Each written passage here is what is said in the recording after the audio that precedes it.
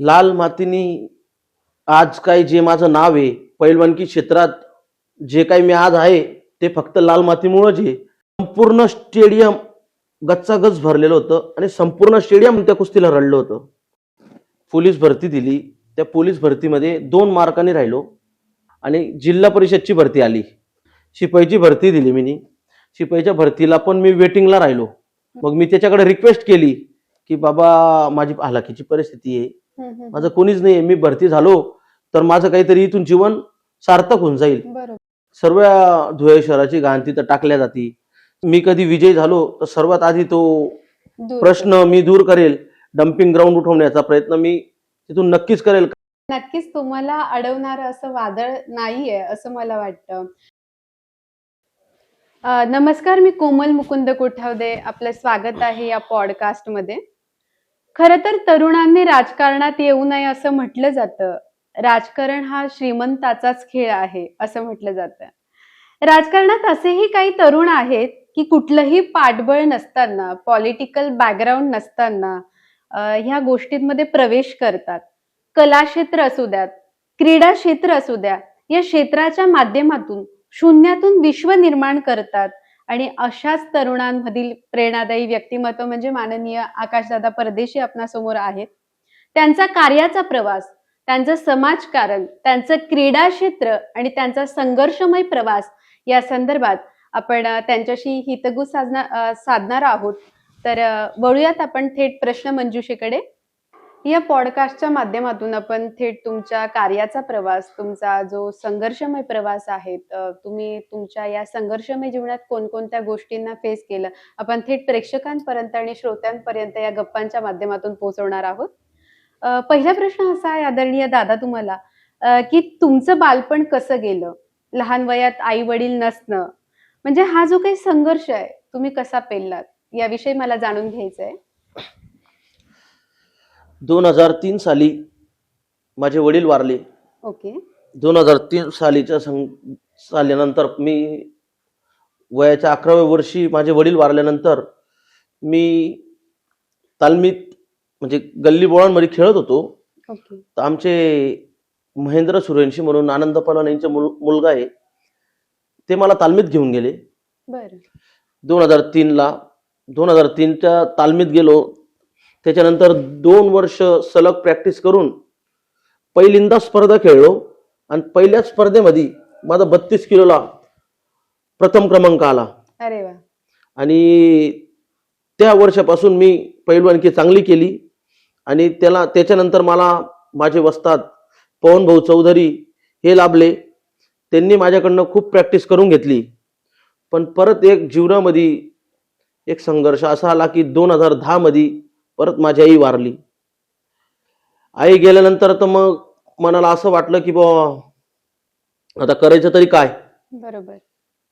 मग तिथनं मला वापस संघर्षाचं जीवन चालूच होतं. बरोबर. असं म्हटलं जातं की जीवनामध्ये आई वडील हे आपल्या जीवनाचे आधारस्तंभ असतात. असं म्हटलं जातं की चुलीजवळची आई न जावो आणि घरातला कर्ता पुरुष न जावो आणि मुलं अनाथ होतात आणि सगळं पोरकं झाल्यासारखं वाटतं.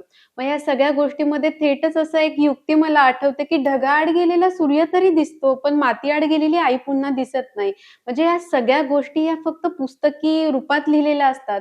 पण जेव्हा आपण हे आयुष्यात करत असतो ना, हा संघर्ष फार नक्कीच दादा खूप कठीण असतो.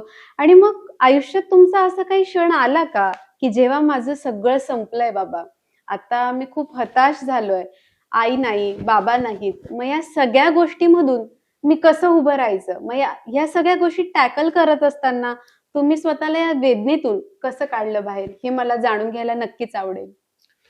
2010 मध्ये आई वारल्यानंतर मी माझा संघर्ष असाच चालू ठेवला. बटाटे, पोंगे, पापड विकत. बरोबर. ते विकत असताना पैलवानकी पण केली आणि व्यवसाय पण केला. आणि लहान भाऊ माझा सागर परदेशी हा स्वतः भाजीपाल्याचा व्यवसाय करत माझ्यासोबत माझ्या पाठीला पाठ लावून की बाबा तू पैलवानकी कर, कारण की मी कुस्ती क्षेत्रात थोडा चांगला होत होतो हे सर्वांना दिसत होतं. आणि माझी आजी आणि माझे काका यांनी मला पेलण्याचा प्रयत्न केला, म्हणजे सपोर्ट केला. आणि त्या संघर्षामधनं मला थोडा थोडा भावाचा बी सपोर्ट, काका आजी बाबांचा सपोर्ट मिळाला नाही. मी बटाटे पापड विकून तालमीत जायचो आणि त्याच्यानंतर मला पवन भाऊ चौधरी सारखे वस्ताद लाभले, त्यांनी माझ्याकडनं खूप प्रॅक्टिस करून घेतली. मग तिथनं माझा संघर्ष म्हणजे कुस्ती क्षेत्रात एक चांगलं वलय आलं, नाव झालं. मग माझा संघर्ष असा होता. बरोबर. म्हणजे या सगळ्या गोष्टी करत असताना म्हणजे जेव्हा आई वडील नसतात, मगाशी म्हटल्याप्रमाणे या सगळ्या गोष्टी मुलांना, कारण की कसं असतं ना, एक जीवनात 3 गुरु खूप महत्वाचे असतात, ते म्हणजे आई वडील आणि शाळेतले शिक्षक. पण या सगळ्या गोष्टी करत असताना जेव्हा आई वडील नसतात, या संघर्षमय प्रवासातून जात असताना तुम्ही सांगितल्याप्रमाणे तुमच्या काकांची साथ तुम्हाला लाभली, तुम्हाला जे गुरुवर्य लाभले, म्हणजे असं म्हटलं जातं की गुरूंनी दिला ज्ञानरूपी वारसा आणि पुढे चालू आम्ही तो वारसा हा तुम्ही तुमच्या हातात घेतला आणि तुम्ही हरला नाहीत, त्या गोष्टीला संघर्ष करत राहिला. तुम्ही म्हटलं की आई गेल्यानंतर म्हणजे तुमच्या दादांनी जो भाजीपाल्याचा व्यवसाय केला, या सगळ्या गोष्टी काकांनी तुमच्या क्रीडा क्षेत्राला प्रोत्साहन दिलं, तुम्हाला तुमचे गुरुवर्य लाभले, म्हणजे त्यांची साथ तुम्हाला मिळाली म्हणून तुम्ही आयुष्यात हे करू शकलात असं मला म्हणायला वाटतं. म्हणजे सांगावंसं वाटतं की त्यांची साथ मिळाली म्हणून तुम्ही हे करू शकलात नक्कीच. नक्की. पण मग खेळ म्हटला की पराभव असतो, विजय असतो, या सगळ्या गोष्टींना आपल्याला सामोरं जावं लागतं, बरोबर. कारण की कोणतीही गोष्टी करत असताना जो नाणं असतं त्याला 2 बाजू असतात, ठीक आहे. एक असते विजयाची आणि एक असते पराभवाची. मग जेव्हा तुमची कुस्तीची सुरुवात झाली तर तुम्हाला तुमचा पहिला सामना आठवतो का? हो, की त्याला तुम्हाला विजयच मिळाला होता, राईट. हो. पण या विजय करत असताना या सगळ्या गोष्टी कुस्तीमध्ये असं म्हटलं जातं की कुस्ती हा गरम रक्ताचा खेळ असतो आणि ते सगळं डोक्यात ठेवून करत असताना आपला जो काही, मला त्याबद्दल एवढी माहिती नाही, पण नक्कीच या सगळ्या गोष्टी करत असताना तिथं वजन गट असतो, डाव परत डाव डाव मारले कसे जातात. मारायचे हा, ते या माहिती. सगळ्या गोष्टी तुम्ही तुमच्या प्रॅक्टिसच्या म्हणजे तुमच्या सरावाच्या माध्यमातून करत होतात, बरोबर. मग या सगळ्या गोष्टी करताना पहिल्या डावाला कुठेतरी आपण हारतोय अशी साशक्ता वाटली होती का? आणि मग त्याच्यातून मला संघर्ष करायचा आणि मला हा डाव जिंकायचाच आहे. अशा सगळ्या गोष्टी मला ऐकायला नक्कीच गप्पांच्या माध्यमातून आवडतील. तर तुमचा पहिला सामना कसा होता मला कळेल? माझा पहिला सामना 2003 साली मी पैलवानकी चालू केली. मी पहिली स्पर्धा 2006 साली खेळलो. 32 किलोला शालेय कुस्ती स्पर्धा इंडोर हॉलला झाल्या. ओके. न्यू सिटी मध्ये आम्ही 25-30 जण एकाच गटात खेळणारे विद्यार्थी होतो. 20 ते 25 जण. कॉम्पिटिशन मात्र टफच असेल. हो, आणि 20-25 जण सर्व चांगले चांगले. मग त्याच्यामध्ये मी नवीन होतो. माझ्यापेक्षा 1-2 वर्ष आधी स्पर्धा खेळलेले होते. मग ती स्पर्धेला मग आता तिथं ठरलं असं मेन स्पर्धेच्या वेळेसच की बाबा 2च एका शाळेतून एका गटात 2 मुलं जातील. 2च मुलं जातील. मग ऐन वेळेस त्यांनी माझं सिलेक्शन बी घेतलं आणि त्याच दिवशी माझी स्पर्धा पण होती. मी सिलेक्शन सहित एका दिवसात 12 कुस्त्या करून एका दिवसात 12 कुस्त्या करून प्रथम क्रमांक 32 किलोला क्या पहिल्याच बात वर्षी पटकवला होता. क्या बात आहे. म्हणजे तुम्ही तुमच्यामधलं जे म्हणजे आतला जो कला गुण आहे क्रीडा क्षेत्रातला तो एकाच दिवसात सिद्ध करून दिला. म्हणजे जेव्हा एखादी शाळा असते ना, जेव्हा एखादं कॉलेज असतं, एखाद्या विद्यार्थ्याला प्रमोट करतं की तुम्ही या शाळेचं प्रतिनिधित्व करत होता थोडक्यात, की आम्ही या शाळेचे विद्यार्थी आहोत, मी शाळेत थ्रू खेळतोय, म्हणजे तुम्ही त्यांचं प्रेझेंटेटिव्ह करत होतात, राईट. मग शाळेने तुमच्यावर तो विश्वास दाखवला आणि तो तुम्ही म्हणजे सत्कारणी लावला. म्हणजे अगदीही धुळेकरांसाठी असू द्या, त्यावेळी त्या शाळेसाठी ती अभिमानाची गोष्ट होती, बरोबर. आणि कुस्ती म्हटलं की मग आता आई वडील नव्हते, मग व्यायामाचं हे सगळं शरीर असतं. जेव्हा तुम्ही व्यवस्थित अन्न खाणार, जेव्हा तुमच्या शरीराला पोषक असे पदार्थ मिळणार, तेव्हा तुम्ही शेवटपर्यंत तो सामना जिंकू शकतात. कारण की नुसतंच सरावाच्या माध्यमातून होत नाही, तर त्याच्यासाठी पोषक आहार सुद्धा लागत असतो. मग तेव्हा आई बाबा नव्हते, काकांनी सपोर्ट केला, भावाने सपोर्ट केला. मग अशा सगळ्या गोष्टी करत असताना कधी कधी आईची उणीव भासत असेल, वडिलांची भासत असेल, मग या सगळ्या जेवणाच्या बाबतीत थोडे हाल-अपेष्टा किंवा काय तुमचा संघर्ष काय होता? मला नक्कीच, कारण की एका दिवसात तुम्ही 12 कुस्त्या जिंकतायत, तो नक्कीच तुमचा सराव होता, राईट. पण या सगळ्या गोष्टी करताना तुमचा आहार, ह्या गोष्टींकडे लक्ष दिलं जात होतं का? लक्ष तर दिलं जात नव्हतं. खायला पण काही एवढं मला काही एवढं खायला भेटायचं नाही त्यावेळेस. दूध पण प्यायचो नाही, फक्त प्रॅक्टिस जास्त करायचो. संध्याकाळी खिचडी खायचो. बरोबर, मग चांगला पैलवानकीत थोडंसं चांगलं नाव झालं. मग बरोबर. बाहेरचे बुवा 2-4 लोकांनी माझ्यासाठी शिक्षक होते. नंतर पवनभोनी दुधाची बंदी लावली. नंतर मी सलग कुस्त्या करत गेलो. खेड्यापाड्यांना कुस्त्या करायचो. तिथनं मला पैसा भेटायचा. मग तिथनं मी दुधाची बंदी लावून पैलवानकी केली. आणि काही पैसा आला का कुस्ती क्षेत्रात, म्हणजे बाहेर मैदानी कुस्त्या करायचो ना खेड्यापाड्यांना, बरोबर. मग तिथला पैसा आला का तो सांभाळून ठेवायचो. मग दूध बीत प्यायचो. पण नवीन नवीन जेव्हा त्या शालेय कुस्ती स्पर्धेपर्यंत तर मला काहीच खायला नव्हतं. फक्त बरोबर. रात्री खिचडी खायचो बस. म्हणजे खरं तर खूप तुमचा हा संघर्षमय प्रवास होता. म्हणजे अगदी असं म्हणतात, की स्त्रीचं वय आणि म्हणजे पुरुषाचा पगार असू देत, या गोष्टी विचारायच्या नसतात. मला हे विचारणं चुकीचं वाटतं. पण तुमची जी बक्षिसाची अमाउंट काय असायची नक्की? म्हणजे त्यावर तुमचा जो म्हणजे आहाराचा जो खर्च आहे, तो भागला जायचा का? त्यावेळेस मला मैदानी कुस्ती स्पर्धेमध्ये 200-300 रुपये भेटायचे एका कुस्तीचे. एका कुस्तीचे 200 ते 300 रुपये. फार कठीण आहे. कारण कारण त्यावेळेस मी लहान होतो. वजन गट कमी असल्यामुळं त्यावेळेस ते पैसे भेटायचे. बरोबर. म्हणजे मग या सगळ्या गोष्टीमध्ये मग घरच्यांची मदत असू देत, या सगळ्या गोष्टींना तुम्हाला फार संघर्ष, अगदी संघर्षातूनच आयुष्य निर्माण होतं. ते म्हणतात ना, की यावर मला म्हणजे यांचं जे स्टेटमेंट आहे, जी कविता आहे, ती सांगावीशी वाटते, की आयुष्य हे विधात्याच्या वहीतलं पान असतं, रिकामं तर रिकामं आणि लिहिलं तर छान असतं. पहिलं पान जन्म आणि शेवटचं पान मृत्यू असतं. मधली पानं आपण भरायची असतात, कारण ते आपलं कर्म असतं. नक्कीच चांगल्या गोष्टी जेव्हा आपल्या आयुष्यात घडत असतात ना, तेव्हा ती आई-वडिलांची पुण्याई असते. अगदी काका-काकूंचे जे आशीर्वाद आहे, ते तुमच्या पाठीमागे आहेत. आजही तुम्ही या पदावर आहात. म्हणजे आज तुम्ही राजकारणात प्रवेश केला तुमच्या या क्रीडा क्षेत्राच्या माध्यमातून. मगाशी म्हटल्याप्रमाणे राजकारणात जर तुम्हाला यायचं असेल, तर तो श्रीमंताचा खेळ असतो, पैशांचा खेळ असतो. त्याला राजकीय वारसा असायला लागतो. पण तुमच्या मागे असं काही नाही. म्हणजे तुम्ही स्वतःच्या कर्तृत्वावर शून्यातून हे विश्व निर्माण करत आहात. ही खरं आपल्यासाठी अभिमानास्पद गोष्ट आहे. आणि या सगळ्या गोष्टींमध्ये काका-काकूंचे आशीर्वाद आहे, आई-वडिलांची पुण्याई आहेत, म्हणून तुम्ही या स्तराला आहेत, असं मला म्हणावंसं वाटतं. नक्कीच. मग तुमच्या ह्या गोष्टी वाचत असताना, या सगळ्या गोष्टी करत असताना मी तुमच्याशी म्हणजे सहजच ठरवलं, की आपण दादांशी संवाद साधला पाहिजे. पण मग संवाद साधताना मलाही अभिमान वाटत होता, की एवढ्या संघर्षमय असलेल्या जीवनाचा प्रवास असलेल्या व्यक्तीशी मी आज चर्चा करणार आहे. माझ्यासाठी खरं ही अभिमानास्पद गोष्ट आहे. तुमच्याकडूनही मला नक्की ह्या गोष्टी शिकायला मिळतायत. मग या सगळ्या गोष्टींचा आढावा घेत असताना मी तुमच्याबद्दल म्हटलं, जरा आता दादांशी गप्पा मारायच्या आहे आपल्याला, बोलायचं आहे, त्यांच्याशी हितगुज साधायचं आहे, तर जरा जाणून घेतलं पाहिजे. तर तुमच्यामधली एक आनंदाची आणि जी अभिमानास्पद जी गोष्ट आहे ना, जी मला वाचायला मिळाली, अ, तुम्ही ज्या महाराष्ट्र चॅम्पियन सारख्या ज्या स्पर्धा असू द्यात, तुमचे स्कूल गेमिंग असू द्यात, नमो नमो केसरी ही स्पर्धा असू द्या, सलग 5 वेळा तुम्ही युनिव्हर्सिटीमध्ये सहभाग घेतला. या सगळ्या गोष्टी तुमच्या या स्पर्धांमधली काही क्षण असतील किंवा तुमचा जो विजय असेल, तो मला ऐकायला आवडेल. प्रॅक्टिस करत आपल्या कुस्ती क्षेत्रात जेव्हा प्रॅक्टिस करत होतो, कुस्ती क्षेत्रात एवढा अखंड परिश्रम घ्यायचो, की सकाळी तालमीत जायचो, दुपारी बळले मारायला जायचो, वापस संध्याकाळी तालमीत जायचो, वापस महाकालीचे पायऱ्या मारायला संध्याकाळी वापस जायचो. म्हणजे मी दिवसातून 4 वेळा प्रॅक्टिस करायचो. आणि खूप प्रॅक्टिस केल्यामुळे मला स्वतःला एवढा कॉन्फिडन्स आला होता, की मी कुठलीही स्पर्धा खेळलो तरी माझा विजय नक्कीच असेल, हे मला वाटायचं. बरं. म्हणून माझ्या कष्टाला मला फळ भेटत जायचं. बरोबर.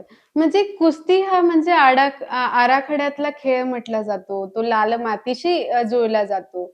अगदी मग तुम्ही त्या मातीबद्दल काय बोलू इच्छितात? लाल मातीनी आज काही जे माझं नाव आहे पैलवानकी क्षेत्रात, जे काही मी आज आहे ते फक्त लाल मातीमुळेच आहे. आणि आज संपूर्ण शहरात जे कुस्तीमुळे माझं नाव झालं होतं ते लाल मातीनेच दिलंय मला. आणि बरोबर. त्याच्यामुळेच माझं संपूर्ण शहरात नाव झालं होतं. आणि बालगोपाल व्यायाम शाळाच्या माध्यमातून मी पैलवानकी करत असताना संपूर्ण धुळे शहरातले पैलवान, महाराष्ट्रातले पैलवान यांच्यात माझं चांगलं नाव झालं होतं. कुस्ती क्षेत्राने मला लाल मातीने चांगलं नाव दिलं होतं. बरोबर. त्याच्यामुळेच आज मी इथपर्यंत पोहोचलोय. आणि हे करत असताना मग माझ्या मनात एक आलं, की बाबा मला संपूर्ण शहरात एवढं कुस्ती क्षेत्रामुळे प्रेम भेटलं, बरोबर. एवढं नाव झालं माझं, त्याच्यामुळं मग मी कुस्ती क्षेत्र सोडत असताना लग्न झालं. दादा, मला एक प्रश्न तुम्हाला विचारायला आवडेल, की आयुष्यात असा क्षण आला होता, की जेव्हा असं वाटायला लागलं सगळं काही सारं संपलंय आता. मग त्या गोष्टीतून तुम्ही स्वतःला कसं सावरलं? मी कुस्तीची प्रॅक्टिस करत असताना पोलीस भरती दिली. त्या पोलीस भरतीमध्ये 2 मार्कांनी राहिलो. मग तिथून ते थोडंसं असं नर्वस झालो, की बाबा सर्व माझ्या जवळचे मित्र भरती झाले आणि मी 2 मार्कांनी राहून गेलो. बरोबर. पण तरी मी थोडंसं संघर्ष केला आणि जिल्हा परिषदची भरती आली. जिल्हा परिषदची शिपाईची भरती आली. शिपाईची भरती दिली मी. शिपाईच्या भरतीला पण मी वेटिंगला राहिलो बरोबर. आणि जो माझ्या पुढे एका मार्काने होता तो डीएड झालेला होता. तो डीएड झालेला विद्यार्थी तो शिपाईची भरती झाला. मग मी त्याच्याकडे रिक्वेस्ट केली की बाबा माझी हालाकीची परिस्थिती आहे, माझं कोणीच नाही, मी भरती झालो तर माझं काहीतरी इथून जीवन सार्थक होऊन जाईल. बरोबर. पण तेवढं माझं विनंती आहे की बाबा तू ऐकून घे, पण तू डीएड झालाय, तू सर होशील. बरोबर. मी 12वी पास आहे, माझं ग्रॅज्युएशन झालंय, मी शिपाई झालो तर धुळ्यातल्या धुळ्यात माझी नोकरीचं काम होऊन जाईल. बरोबर. पण त्याने काही ते मला दिलं नाही, ऐकलं नाही. मग माझं तिथून मन पूर्ण नर्वस झालं. म्हणजे डिमोटिवेट झाल्यासारखं तेव्हा तुम्हाला वाटलं होतं. हं. आतापर्यंत तुम्ही कोणकोणत्या राज्यस्तरीय असू द्यात, तुमच्या जिल्हास्तरीय असू द्यात, म्हणजे तुमच्या या संघर्षातील मोठ्या मोठ्या ज्या स्पर्धा केल्या आहेत, त्यांचं जे यश आहेत आणि तुमच्या त्या स्पर्धांच्या माध्यमातून तुमच्या ज्या जीवनाला मिळालेली कलाटणी, तो प्रवास मला ऐकायला नक्कीच आवडेल. मी पहिल्यांदा स्पर्धा खेळलो 2006 साली. माझी पहिली स्पर्धा होती 32 किलो स्कूल गेम. ओके. मी तिथून पहिल्याच वर्षी स्टेट खेळलो होतो. तिथून त्यानंतर माझ्या स्पर्धा चालू झाल्या. मग अनेक स्पर्धा होत गेल्या. पण ज्या महत्वाच्या स्पर्धा होत्या त्याच्यात उत्तर महाराष्ट्र केसरीला मी सलग 3-4दा फर्स्ट आलो. ओके. एकदा उत्तर महाराष्ट्र केसरी नगरला झाली. तिथं सर्व धुळ्यातले म्हणजे एकमेव मी लागलो होतो 50 किलोला. ओके. त्याच्यानंतर मग सलग महाराष्ट्र केसरी कुस्ती स्पर्धेला माझी निवड होत राहिली. त्याच्यानंतर माझी युनिव्हर्सिटीला 5 वेळा युनिव्हर्सिटी नॅशनलला माझा सहभाग झाला. 5 वेळा जुडोला माझा सहभाग झाला.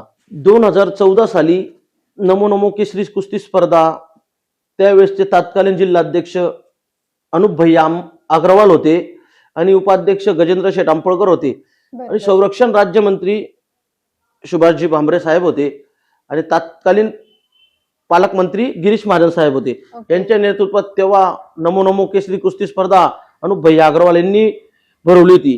त्यावेळेस मी तिथे मानाची गदा घेऊन 2014 साली नमो नमो केसरी स्पर्धेत जिंकलो होतो आणि त्यावेळेस धुळे शहरात संपूर्ण चांगलं नाव झालं होतं आणि त्यावेळेसचे सर्व राजकीय लोकांची नजर त्यावेळेस माझ्यावर पडली होती. ओके. मग माझ्या डोक्यात विचार आला की आपण पण असं काही करावं बरोबर. की जेणेकरून पहिलवान लोकांना काही चालना मिळेल या हेतूने ते मी 2024 साली म्हणजे सेम तशी तशी तुम्ही स्पर्धा आयोजित केली. जवाहर स्टेडियमला आणि नमो नमो केसरी कुस्ती स्पर्धा त्यावेळेस बी गजेंद्र शेठ आंपळकर, अनुप भैया अग्रवाल, डॉक्टर बाबासाहेब सुभाषजी भामरे यांच्या नेतृत्वात नमो नमो केसरी कुस्ती स्पर्धा मी 2024 साली भरवली आणि धुळे शहरातील पैलवानांना, होतकरू पैलवानांना चालना मिळावी यासाठी मी संकल्प केला होता आणि ती स्पर्धा मी करून दाखवली. म्हणजे अर्थात तुम्ही जेव्हा ती स्पर्धा जिंकलात ना, तेव्हाच तुम्ही तुमचा निश्चय केला होता की आज माझ्यासारखा जो कुस्तीपटू आहेत किंवा माझ्यासारखा जो परीक्षक आहे किंवा जो योद्धा, अर्थात योद्धाच म्हटलं जातं, तर मी जी ही स्पर्धा करतोय, मी जिंकतोय, तर सेम पुढे जाऊन अशीच वाटचाल, ही जी परंपरा आहे किंवा ही स्पर्धा आहे अखंडपणे चालू असायला पाहिजे. जे मी केलंय असाच प्रोत्साहन माझ्यासारख्या बरोबरच्या सवंगड्यांनाही मिळायला पाहिजे असं तुम्ही त्यावेळी लक्षात घेतलं. आणि अर्थात लक्षात घेणं खूप महत्वाचं नसतं, ते आपण किती पालन करतो ना याला खूप महत्व असतं. आणि अगदी तुम्ही तुमच्या स्वतःशी जो मनात निश्चय केला होता त्याचा प्रस्ताव तुम्ही त्या सगळ्या वरिष्ठ अधिकाऱ्यांसोबत मांडला आणि ती स्पर्धा तुम्ही घडवली, म्हणजे ही खूप अभिमानास्पद गोष्ट आहे. म्हणजे स्वतःपुरती मर्यादित न राहता इतरांसाठी विचार करणं हे खूप महत्वाचं असतं. अर्थात ही गोष्ट खूप म्हणजे आमच्या सगळ्यांसाठी अभिमानाची आहे. नक्कीच तुम्ही त्यावेळी जिंकलात आणि ती तुम्ही पुढे उदयास आणली, ती चालू ठेवली आणि पुढेही असंच तुम्ही चालू ठेवाल अशी अपेक्षा करते. म्हणजे ही धुळे शहरासाठी खूप अभिमानास्पद गोष्ट आहे, की म्हणजे अ, नमो-नमो जी कुस्ती स्पर्धा आहेत, म्हणजे जी आपले तत्कालीन नगर जिल्हाध्यक्ष होते अनूपभैया अग्रवाल हा. त्यांच्या अंतर्गत. म्हणजे आता तुम्ही या सगळ्या कुस्ती आणि या गोष्टी करत असताना म्हणजे तुम्हाला तुमच्या जो राजकारणाकडे तुम्हाला किंवा समाजासाठी मी काहीतरी देणं लागतो, ह्या गोष्टी तुमच्या विचारात यायला लागल्या असतील. कारण की एक मी क्रीडा क्षेत्रातून एका विश्वात म्हणजे शून्यातून मी माझं विश्व निर्माण करतोय आणि कुठेतरी मी माझं हे संघर्षमय जीवन करत असताना कुणाच्या तरी नजरा माझ्यावर पडताय आणि माझ्या आयुष्याला एक वेगळी कलाटणी मिळते आणि त्या माध्यमातून मी समाजाप्रती काहीतरी देणं लागतंय, मला करावं लागतंय. नक्कीच असाच विचार तुमच्या मनामध्ये आला असेल. त्यावेळेस या कुस्ती स्पर्धेत तिथं अनेक मान्यवर होते, अनेक राजकीय पदाधिकारी त्या स्टेजवर होते आणि त्या सर्व स्टेजवर मला प्रत्येक राजकारणाच्या हाताने हे बक्षीस दिलं गेलं. त्यावेळेस मनात मला असं वाटलं की बाबा मी पण असं कधीतरी कोणाला तरी असं बक्षीस देऊ शकतो, हे माझ्या डोक्यात नक्कीच. त्यावेळेस आलं. आणि या गोष्टी माझ्या मनामध्ये आणि त्याच्यानंतर मी सलग पैलवानकी क्षेत्रात नाव असल्यामुळं माझी ओळख चांगली झाली शहरामध्ये. मग मी सामाजिक कार्यात सुद्धा म्हणजे भाग घ्यायला भाग सुरुवात घ्यायला सुरुवात केली. बरोबर. म्हणजे एका साहजिक एका क्षेत्रातून म्हणजे एका कलेच्या माध्यमातून, एका क्रीडा क्षेत्राच्या माध्यमातून आपण समाजाप्रती काहीतरी देणं लागतो माणूस म्हणून. म्हणजे अर्थात तुम्ही एखादी व्यक्ती म्हणून समाजासाठी काय करत असतात, म्हणजे तुम्ही फक्त माणूस म्हणून जगणं खूप महत्त्वाचं नाहीये.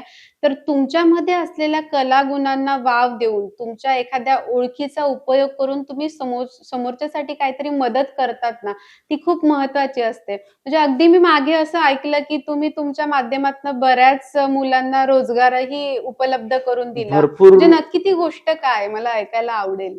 भरपूर म्हणजे जे माझ्याकडं येत असतात ओळखीनी किंवा बरोबर, कोणाच्या याच्यानी, पण त्यांचं कुठं कधी काम करायचं असलं तर मी ओळखीच्या हिशोबाने मी करून देतो. बरोबर, युवांना मी रोजगार द्यायचा प्रयत्न केलेला आहे आणि बरोबर. भरपूर जणांना रोजगार दिला पण आहे.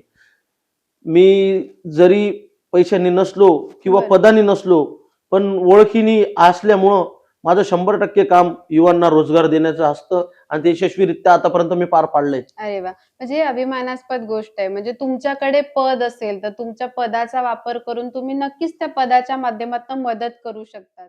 कुस्ती आणि समाजकार्य करत असताना तुम्हाला राजकारणाची गरज का वाटली? राजकारणाची गरज यासाठी वाटली की माझ्यासारखा सामान्य माणूस जेव्हा मी कुस्ती खेळत होतो, त्यावेळेस युवाला अशी गरज असते की बाबा आपले कुठेतरी लाईन लागावी किंवा रोजगाराची लाईन लागावी, या सर्व गोष्टी असतात. त्यामुळं मी बी समाजाचं काही देणं लागतो बरोबर, यासाठी मला राजकारणात यावं लागलं.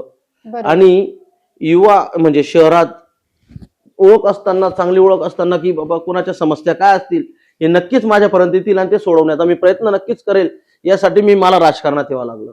बरोबर. मग या सगळ्या गोष्टी करत असताना कारण तुमच्या घरामध्ये राजकीय असा वारसा कोणाचा नाहीये, की तुमचे वडील राजकारणात होते किंवा तुमचे काका वगैरे असं कोणी नाही, बरोबर. तुमच्यापासून तुमच्या घराची ती सुरुवात होते. मग हा सगळं पाठबळ नसताना, कुठल्याही प्रकारचा वारसा नसताना तुम्ही राजकारणात प्रवेश करण्याचं धाडस तरी कसं केलं? म्हणजे तुम्हाला वेगळ्या एका विशिष्ट संघर्षालाही सामोरं जावं लागलं असेल. मला राजकारणात येण्यासाठी भरपूर अडथळे आले बरोबर. किंवा मला पद न भेटण्यासाठी भरपूर प्रयत्न केले गेले. हं, हं, हं. पण जी गजेंद्र शेठ अंपळकर यांनी मला युवा मोर्चाची जी जबाबदारी दिली, ती मी काटेकोरपणे, पक्षनिष्ठेने बरोबर. एक अशी करून एक दाखवली आणि पक्षामध्ये माझं चांगलं वलय आलं. बरोबर. त्यानंतर मी पक्ष संघटना वाढवण्यासाठी जी प्रयत्न केले, म्हणून परत माझी रिपीट युवा मोर्चाच्या जिल्हाध्यक्षपदी निवड झाली. अरे वाह! नक्कीच छान. म्हणजे ह्या सगळ्या गोष्टी करत असताना तुम्हाला एक जी जबाबदारी होती, नक्की ती जबाबदारी काय होती? जेव्हा तुम्ही त्या पदावर असताना, जे तुम्हाला आता निवड तुमची पुनश्च करण्यात आली, तर त्या गोष्टी करत असताना तुम्हाला कोणकोणती जबाबदारी तुमच्यावर सोपवण्यात आली आणि ती तुम्ही चोखपणे पार पाडली? मी भाजपा युवा मोर्चाचा जिल्हा अध्यक्ष म्हणून माझ्यावर प्रथमतः ही जबाबदारी दिली गेली. त्यानंतर जिल्हा अध्यक्ष साहेब, आमदार साहेबांच्या माध्यमातून जी काही माझ्यावर जबाबदारी दिल्या जाते पक्ष संघटनेत, ती मी काटेकोरपणे पार करत असतो. एक सरळ ॲप म्हणा, सदस्य नोंदणी म्हणा, बरोबर. ज्या आंदोलन म्हणा किंवा युवांना संघटना म्हणजे वाढवण्यासाठी, संघटित करायचं. जे संघटित करण्यासाठी काही असेल ते म्हणा, मी हे काटेकोरपणे पार करत असतो.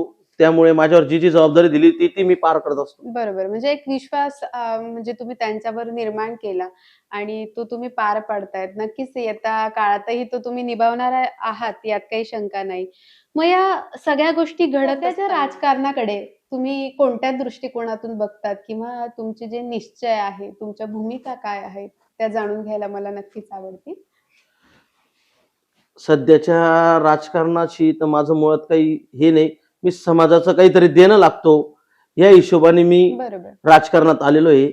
आणि समाजाचं देणं असताना मी जे समाजकार्य करतोय त्याच्यामुळंच मला काही राजकारणाचं हे नाही, पण मी समाजकारण करत राहील. माझं एकच ध्येय आहे, 80% राजकारण आपलं, 80% समाजकारण, 20% राजकारण, बरोबर. हे माझं ध्येय धोरण आहे. नक्कीच. त्याच्यामुळंच मी काय मुळात राजकारणाचं काही हे नाही. म्हणजे नक्कीच तुमचा असं या गोष्टीमध्ये वैयक्तिक असा काही स्वार्थ नाहीये. तुम्हाला या सगळ्या गोष्टी करत असताना म्हणजे कोणतंही पद मिळतं, कोणतीही सत्ता जेव्हा मिळत असते ना, ती एखाद्या राजकारणाच्या म्हणजे हे जे गोष्ट आहे, एका पर्टिक्युलर गोष्टीमधनं आपल्याला पद मिळत असतं. नक्कीच त्या भूमिकेतून तुम्ही जात आहात, पण जात असताना तुम्हाला राजकारण म्हणून बघायचं नाहीये. तुम्हाला समाजासाठी कार्य करायचंय.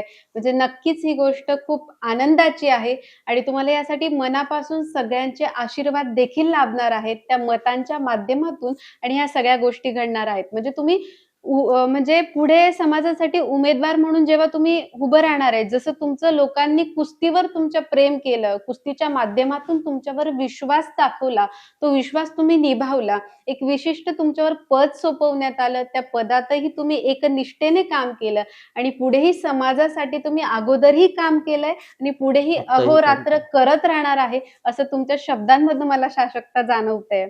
पुढे जाऊन असं विचारायला मला नक्कीच आवडेल की सत्ता मिळाल्यानंतर तुम्ही सत्ता या गोष्टीला महत्व देणार की सेवा या गोष्टीला महत्व देणार? मी सर्वप्रथम जनतेच्या सेवेला महत्व देईल. नक्कीच. मग या- त्याच्यात काही संकोच नाही. बरोबर. आणि म्हणजे तुम्ही म्हटलं की मी समाजासाठी काम करतोय, म्हणजे अर्थात त्याचं उत्तर सेवाच असेल आणि नक्की तुम्ही तेच दिलंय. ही आनंदाची गोष्ट आहे.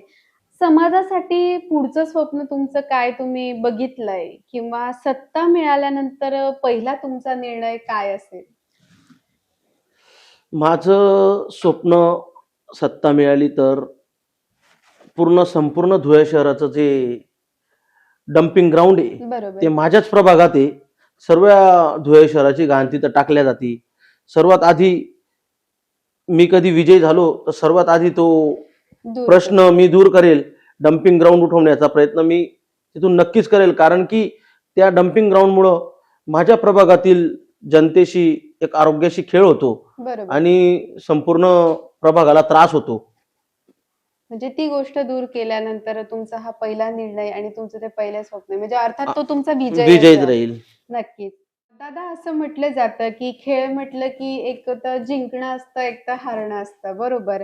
तर तुम्ही या आतापर्यंत खूप स्पर्धा जिंकलात, म्हणजे तुमचं यशच मिळत गेलं. असं काही पराभव, असा एखादा क्षण घडला आहे का की जो तुमच्या आयुष्यात तुम्हाला आठवतोय की तो पराभव मला ऐकायला आवडेल? नक्कीच. एक पराभव माझ्या जीवनात होता. 2012 साली माझं वजन होतं 50 किलो हम्म.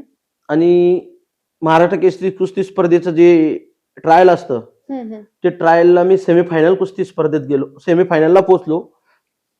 मग माझ्यापेक्षा एक सिनियर होता, ओके. सुनील म्हणून, न्याडोदचा आहे. हम्म. म्हणजे भरपूर वरिष्ठ, माझ्यापेक्षा भरपूर सिनियर होता, 7-8 वर्षांनी. बरोबर. पण त्याची माझी कुस्ती अशी झाली होती की शेवटच्या 2 सेकंदात मी त्या कुस्तीला हारलोय. पण मी कुस्ती हारलो, संपूर्ण स्टेडियम गच्चागच भरलेलं होतं आणि संपूर्ण स्टेडियम त्या कुस्ती स्पर्धेला, मला आठवतं, पूर्ण स्टेडियम त्या कुस्तीला रडलं होतं.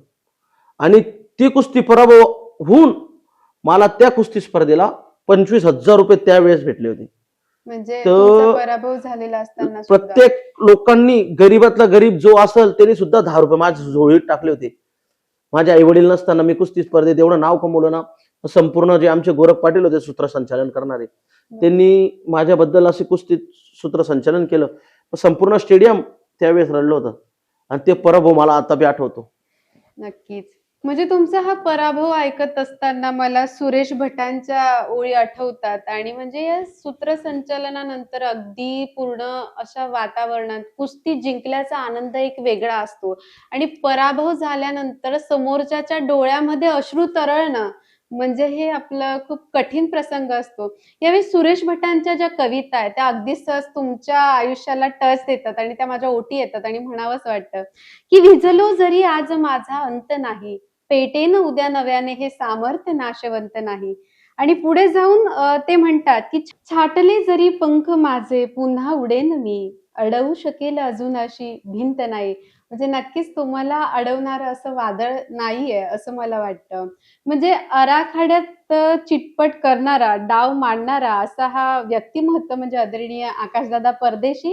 तुम्हाला पुढील भावी वाटचालीसाठी मनःपूर्वक खूप खूप शुभेच्छा. तुमच्या धन्यवाद. समाजकारणाच्या माध्यमातून तुम्हाला नक्कीच हे आशीर्वाद मिळणार आहेत. तुमचा हा विजयच आहे आणि तुम्ही विजयी होणार यात काडी मात्र शंका नाही. असंच समाजासाठी प्रेम करत राहा, समाजही तुमच्यावर प्रेम करत राहील. मनःपूर्वक आशावाद. धन्यवाद. धन्यवाद.